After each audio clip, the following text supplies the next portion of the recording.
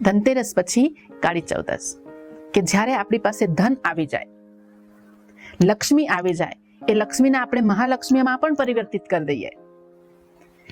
એટલે એ લક્ષ્મી આવવાથી આપણામાં તાકાત આવે, શક્તિ આવે.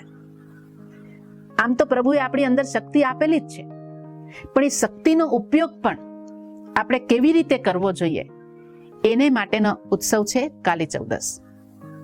કે જો પરપીડન માટે આપણે આ શક્તિનો ઉપયોગ કરીએ તો એ અશક્તિ કહેવાશે, કે બીજાને દુઃખ દેવા માટે. એ વાણીથી દુઃખ હોય, એ આપણા શરીરથી આપણે દુઃખ આપતા હોય, કે આપણે કોઈક વિષયોથી એને દુઃખ આપતા હોય, પણ તો એ અશક્તિ કહેવાશે. કે આપણને મળેલી શક્તિ જે છે એ શક્તિનો દુરુપયોગ થઈ રહ્યો છે તો એ અશક્તિ છે. પણ પોતાના માટે જ, પોતાના ભોજન માટે, પોતાની ખુશી માટે, પોતાના આનંદ માટે જ, ફક્ત સ્વાર્થ માટે જ જો આપણે શક્તિનો ઉપયોગ કરીએ પોતાના બચાવ માટે, તો એને ફક્ત શક્તિ કહેવાશે.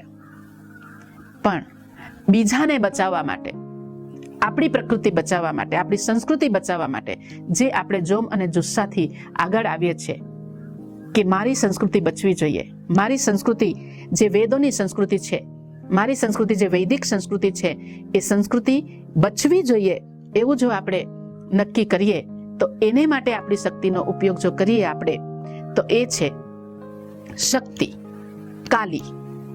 પણ પરોપકાર્થે, પ્રભુ કાર્યાર્થે જે શક્તિનો ઉપયોગ કરીએ તો એને કહેવાય મહાકાલી. તો એ દિવસનું ચિંતન આપણું એ હોવું જોઈએ કે મારી શક્તિનો ઉપયોગ સ્વાર્થ સિવાય પરમાર્થ માટે મેં કેટલો કર્યો, તો એ મહાકાલીનું પૂજન છે. તો એ કાલી જે શક્તિ છે, એ કાલી શક્તિ આપણને દુઃખ ન દે, ના બીજાને દુઃખ દે, પણ સર્વનું કલ્યાણ થાય. સર્વેત્ર સુખિનઃ સંતુ સર્વે સંતુ નિરામયા સર્વે ભદ્રાણિ પશ્યન્તુ મા કશ્ચિત દુઃખ ભાગ ભવેત. તો એ છે કાળી ચૌદસનો